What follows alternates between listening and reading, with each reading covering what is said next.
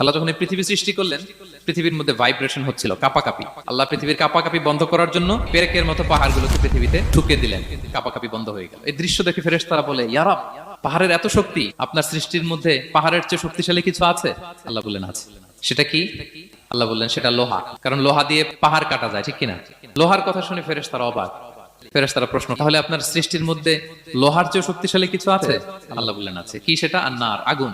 কারণ আগুন লোহাকে কি করে? গলিয়ে ফেলে। ফেরেশতারা শুধু অবাকই হচ্ছে। ফেরেশতারা বলে, আগুনের চেয়ে শক্তিশালী কিছু আছে? আল্লাহ বলে আছে, আলমা, পানি। কারণ আগুনে দাউ দাউ করে জ্বলে ওঠা আগুনের মধ্যে পানি দিলে আগুন অস্তিত্ব হারায়।